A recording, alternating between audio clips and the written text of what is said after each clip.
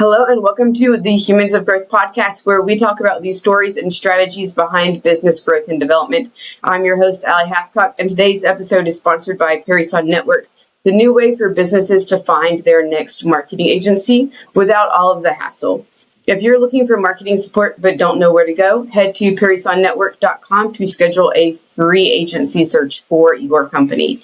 You can go to parisonnetwork.com for that. Today's guest is Daniel, who is the Senior Director of Marketing and Events over at the Pando Initiative, which is a nonprofit organization helping students thrive by addressing academic obstacles to success, which as a teacher's kid, I absolutely love what they're doing over at Pando Match. Daniel, welcome to the show. Thank you. Thank you for having me. I'm excited to be here and share a little bit more about what we do and how I get to do it. So, Daniel, I introduced the professional side of you, but in a sentence or two, who are you as a human? I am a human who cares about other humans, who is a husband and a father of 3 young toddlers, who loves sharing other people's stories. That's my passion. I love it. What do you do for fun? Aside from playing with Barbies and in the kitchen, Okay. we love to take our girls swimming, going to gymnastics classes, getting them involved in the community. I also grew up on a farm, so I love, the fishing and the farm work aspect of that, just, getting out there and being active.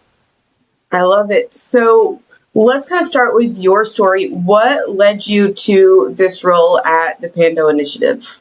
Yeah, so I think my role in marketing came about as a result of COVID.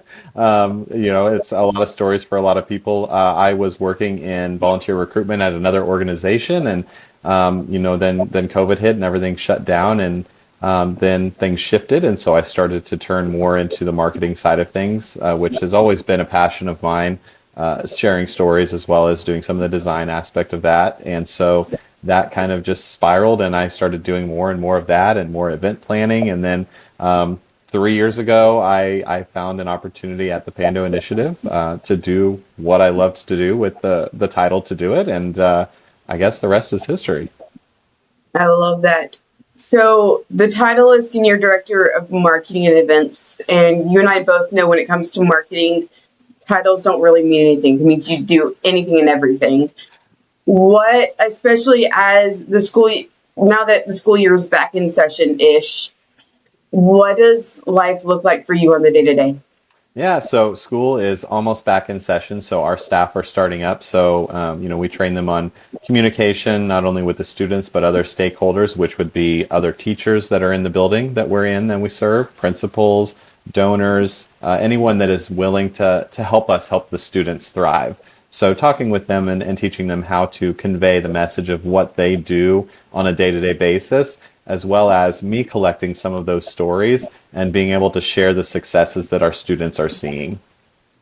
I love that. So before we get any further, I meant to ask you earlier, I introduced the Pando Initiative pretty briefly, but I would love to hear, I know you guys have kind of 2 different programs. Can you kind of give us an overview so we have a little bit more context? Yes, of course. So the Pando Initiative has been around for about 35 years. We're in our 35th year birthday this year.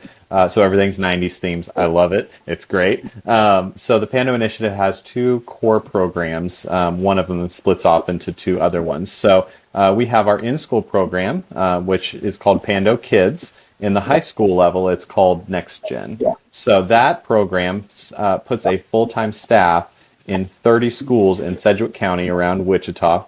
They usually have their own classroom, and they're there to support the students however they can to get them in school and make sure that they're thriving and setting them up for success in the future. So they provide snacks to all the students. They have special interest lunch groups. They work on social emotional health. They work with students on attendance and academics. We bring mentors in.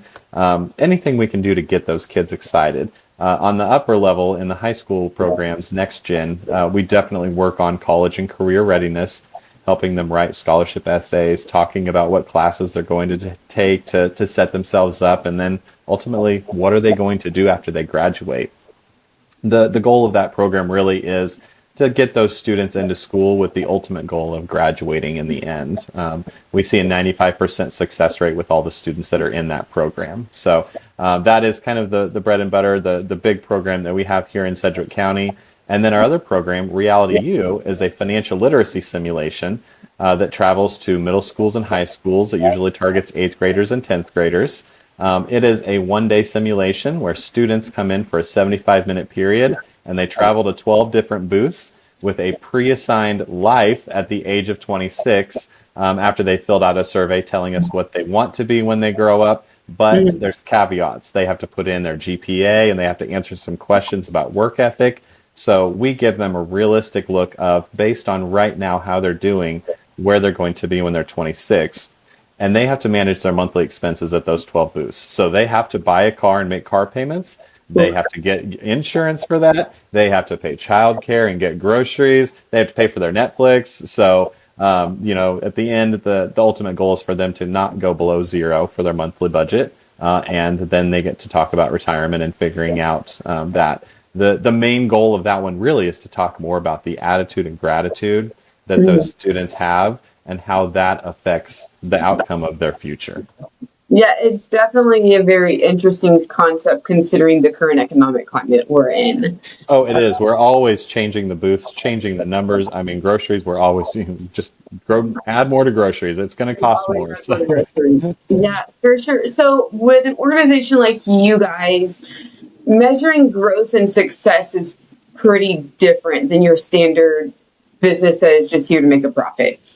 So how, with nonprofits, for you guys, you said 95% success rate. How does that compare to the benchmark that you see across like Kansas City schools and like the greater area? Like, what are you seeing of like how much is that boosting attendance, graduation rates? What's the original benchmark? Yeah, so right now, I think the biggest school district that we serve, Wichita, has a graduation rate of about 84 or 85%. They do have goals to increase it, and it is slowly going up. And hopefully, some of that is with us aiding in that. But our goal is to always keep it at, almost 100%, because every student should be able to graduate and think about their future and be excited when they, walk across the stage and get that diploma and then are on their own. So I love that. So what are you guys tracking in terms of metric to measure both organizational growth and that we're getting into more schools, as well as the depth of programs, making sure you're hitting that 95% over and over and over again? Yeah, so we track a lot of data. So we track the students that are on our program, the longevity that they're in there. If they start in kindergarten, are they going all the way through high school, or are they kind of graduating out of the program? We also track things like their attendance, and if it improves once they start and getting involved in our program, as well as grades. We do provide we provide literacy assistance, as well as some math assistance to the students. So tracking those, we track grades to make sure that our students are doing, the better than what they would be without us. And then ultimately just, watching those students as they go. The biggest thing that we do track really is just services provided. So we are, you would call it a wraparound service, but we are an organization that is a guest in the building, but we have great partnerships with the school districts. And so what we do is we try not to duplicate services with other people. So if a student already is receiving services from something else that is going to help them improve, we don't want to step in and step on anyone's toes. We want to get those kids that are kind of falling through the cracks. Those students that are in that, in the middle, that may be at risk of starting to delay a little bit. So we want to step in and make sure that they have the same opportunities as everyone. So we track a lot of different things. The biggest successes that we have are the number of students that we serve and the improvements that we see in grades, attendance, and overall attitude. Yeah, I love it. And I think it's such a neat initiative of like, because I've seen so much of the school system, it's easy for have all these organizations that offer the exact same thing. And it's like, okay, we're just stacking organizations. But you guys sound like you kind of filled the gaps. for a large portion of it. So I'm Yeah, we curious. definitely do. Yeah, so I'm curious, how did y'all are in over 100 schools at this point in Kansas? Is that right? So between the two programs that we Mhm. have, Reality U, which is a one-day program that just travels to the schools, that program we did 200 schools in Kansas alone last year. Full-time staff we have in 30 schools in Sedgwick County. So Wow. Okay. So how have y'all guys gone about growing? What yeah, does it look so like? we have a new executive director. She's not new anymore, newish. She started about a year ago. One of the first things that she implemented was our leadership team, working on a strategic plan. Because the way that students learn now is not the same way that they learned 35 years ago. So we have to always be adapting and innovating to keep that integrity, and also keeping our students and our communities involved and engaged with us. So we set out to create a three-year strategic plan, and strengthen our partnerships with the school districts and our some of our funders and our other partners that are involved with us being in the schools, to show them the successes that our students are having. And that comes through many different forms, sharing success stories through newsletters, and just sending a great little card every once in a while with a, hey, thanks for supporting us, here's a great story, as well as our large events that we have, which are a lot of fun. So getting more buy-in from the community, getting them invested. We are an initiative, and an initiative takes a lot of people to get started and to continue. So we want people to know that they have buy-in, and we want them to be invested in our students. So when we created that three-year strategic plan, we really looked at, how can we serve more students? We would love to be in every single school, but as a nonprofit, it takes a little bit more funding and things to provide a staff in every single school, since we're a non-school entity. So, approaching the districts and saying, here is the results that we're seeing for your students.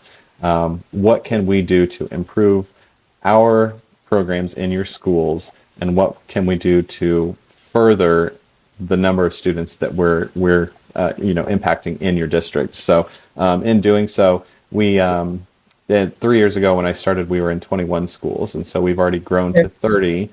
So by 2028, our goal is 40 schools in the area. And then Reality U, we have a plan for expansion. We already have another state that is doing the program. They license the rights and they run the program for us in that state. So looking at maybe some affiliates to expand out of Kansas. Okay. So really just providing all of those people a buy-in to our program. I love that. So are you guys using Reality U to kind of get your foot in the door? Or how are you guys going about getting into school systems? Is it like district level, school level? Would love to hear more. Yeah, so the school districts that we have full-time staff in, they have been long-standing partnerships with us since we started in 1990, but continuing, and we are constantly having other districts, especially from around the area, reaching out to us asking about us being in their schools, and so we do have those conversations, and we're starting to talk about that with other places as well. It just we can't grow too fast, or we lose some of the successes that we have because we're spread out too much. So Yeah, what has marketing looked like for you guys over the past 2, 3 years? yeah, so when I came on, marketing really, the first step was brand visibility and brand knowledge. We renamed as the Pando Initiative back in 2016. We were formerly Communities and Schools, part of that national organization. We branched off and changed our name, but didn't change anything that we do. So, to be able to say we're the Pando Initiative and not have to say formerly known as Communities and Schools was my first goal. And then explaining all of the things that we do in a short 15-second pitch to everyone, because we do so many different things in the schools. So the biggest thing for me in my first couple of years really was brand visibility and brand recognition. Mhm. And then moving from that was, how do we share the stories of what we do? And we are taking a positivity approach to that. A lot of organizations, and it works for a lot of people, pulling the heartstrings and getting those emotions, and, you're sad and then you're happy. we want to start out with the happy, and we want you to be even happier when we're done talking to you. So focusing on the successes that our students have and not relying on the challenge that they had to get there is one of the biggest things that has seen us grow, not only our programs, but the attendance at our events to fundraise. And it's really been a success. Oh, that's fascinating because you usually hear with businesses and nonprofits as well. We're going to hit on the pain points and then our organization solves those pain points. But it sounds like to some degree you guys are kind of doing the opposite. We are doing the opposite, and it was a little bit of a gamble at first, but just looking at the culture here, especially in Wichita, everybody is everybody's got such a positivity. We don't want to bring that down, and we want to just focus on what our students deserve, and that is sharing how great that they're doing. I love that. What made you guys decide to separate from the parent organization and rebrand? They were just choosing to go in a little bit different of a direction, serving more of a specific age range, Okay. and some other things. And we wanted to continue what we were doing, serving all of the ages, and get out of that umbrella of national, rules, I guess. That is 100% fair. So it sounds like because you guys have been in the district so long, it's pretty easy to get, to some degree, get into schools and they're asking for it.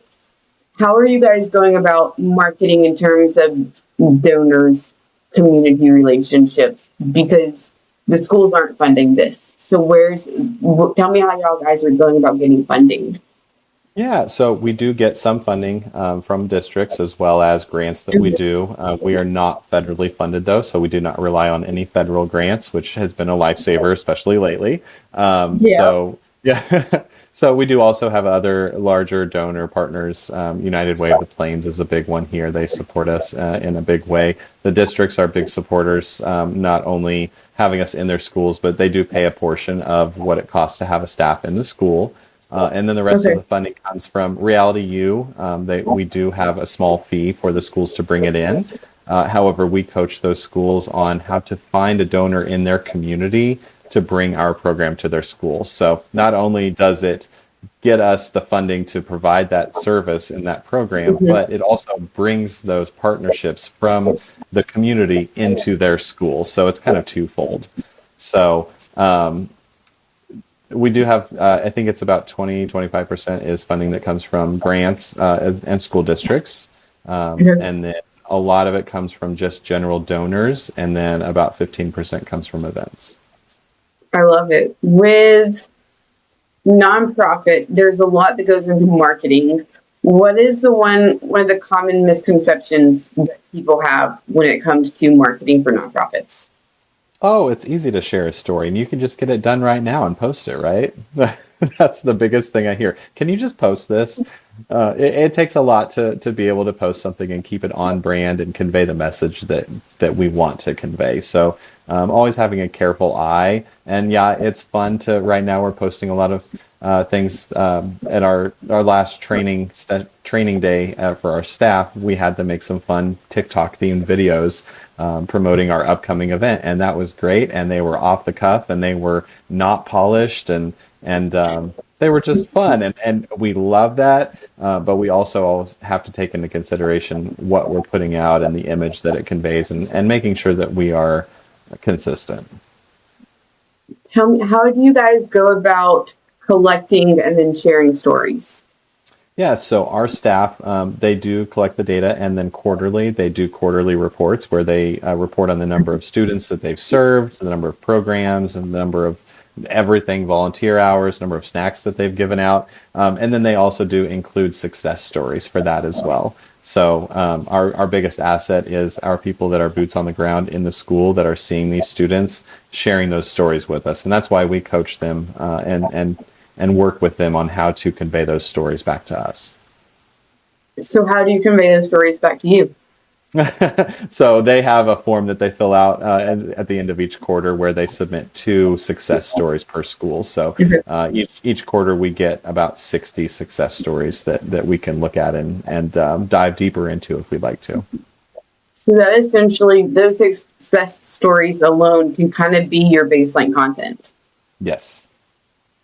I love it. What, in your mind, what makes up a good story? A good story is, to me, being able to picture in your mind that student and the smile that they have on their face after they have achieved the goal that we're talking about, or have received the assistance that we have, or they get that perfect attendance award that they, never expected that they were going to get. Having that mental picture of that student being proud of themselves is one of the biggest things that I look for. I love it. If you could go back 3 years ago, before you took this job, what do you wish you had known? 3 years ago, before I took this job, I wish I would have known the trajectory that we were on, the growth that we were going to have, um, the successes, and the number of times that I would be in my office and I would hear something that would just make me smile, because I would have taken the job even sooner. There. With marketing, like the school systems, has changed a lot in the past 10 years. And it has kind of become a 24/7, 365 sort of thing to some degree. With that, what's keeping you up at night?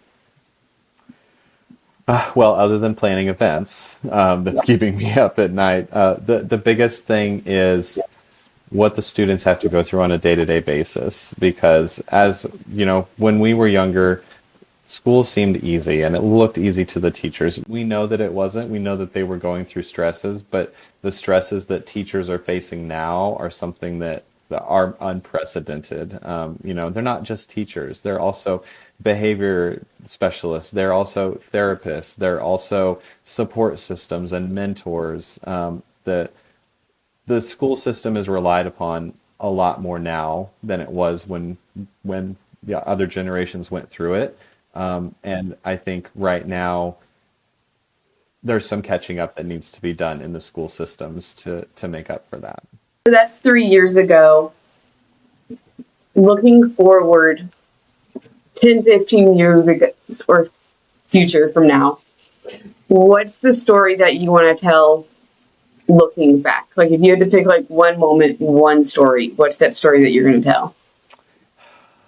I think the story that I will tell in 10 or 15 years, that I tell right now, is my favorite time of the year is when I get to go out and I get to interview, hand interview all 60 of our star students that are nominated to get Mm-hmm. their star award at the end of the year. That's our student recognition awards program. Each of our schools gets to nominate 2 students to receive an award based on the outstanding work that they've done, or the growth that they've had, or their positive attitude. And my favorite time of the year is the 2 weeks before spring break, where I get to drive to every school and sit down with each one of those students and ask them how proud they are of themselves. That is just something that cannot be measured, and I capture it on film sometimes, but it's something that just fills my heart. And if I could do nothing else, I would love to do that every day. I love that. So we've talked a lot about marketing, but you also have events in your job title.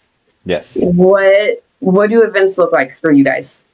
Yeah, so as I mentioned, we have our Star Awards, which happens at the end of April, beginning of May for every year, where we have student recognition. So each of the 30 schools has 2 students, and then each school gets 10 seats. So we have our staff and the 2 students, and the students get to work with the staff to figure out what other 7 people that they would like to invite to come celebrate them. So a lot of students pick their principal, maybe a teacher, and they're so excited because they also get to invite their parents or grandparents to come and watch them get up on stage and get their award. It is a red carpet event. We have a red carpet. We've got paparazzi. This last year, the students got to ride around in a party bus and get out of the party bus to a theater full of 500 guests that were there to cheer them on. And it was just so much fun. So that is, it's not a fundraising event, but that is really our mission moment event, where we get to share all of the great things that have happened. Our fundraising event happens every fall in November, and that is Okay. Cooking for a Cause. That is a really fun event that kind of has a different take on a gala event. So I recruit about 50 volunteer chefs from around the area. They could be a chef, they could be a restaurant owner, they could just be somebody that likes to cook, or somebody that just wants to support us. So Mm-hmm. those chefs do some peer-to-peer fundraising before the event. They Okay. collect tips online. And then at the event, they bring in their pre-prepared food, and they have a booth, an 8-foot table that they get to decorate however they'd like to, and they serve samples to all of the guests at the event. This event has about 600 guest attendees, and then we do tastings for 2 hours where everyone can buy tip chips and tip the chefs, and then we have a program where we share success stories, and then a live auction, and then we give out chef awards for our top chefs based on fundraising as well as taste. Dude, I love that. That's so fun. And that's such a different spin on your traditional gala that you see. Yes. Like, Yeah, how do we take that concept and make it more kid friendly, but also more fun? yes, it is such an interactive event. Everyone has a great time. People ask what to wear, and I say, wear whatever's comfortable because you will be walking around it's at the Kansas Star Casino in the arena. We have the entire arena floor. You're going to be walking around at 50 different people tasting their food. So get comfortable and get ready to have a good time. What do most people wear then? Oh, jeans and a t-shirt, or they might wear a nice blazer, but I always tell people, do not wear your high heels, your stilettos. It is not that type of fundraising gala. Wear some Yeah, comfortable shoes. cool. I love it. Daniel, thank you so much for coming on the show today. If people want to connect with you further, support what all you guys have going on, what's the best way for them to connect with you guys? Yeah, so to see all of our success stories as well as learn a little bit more about our programs and the impacts that we have, you can go to the pandoinitiative.org, or you can search for us on any of our socials. We love posting stories of success on our socials as well as what's going on, the Pando Initiative on any platform. We would love to hear from you if you have an idea of how we can support students, or if you're in the area and you want to get involved, or if you're not in the area and want to get involved. We are an initiative and we love our community and we love to bring everyone in. I love it. Thank you for everyone tuning in today. And remember, if you're looking for the perfect fit marketing agency, you can schedule a free strategy session over at perrysunnetwork.com. And we will catch you on the next episode of Humans of Growth.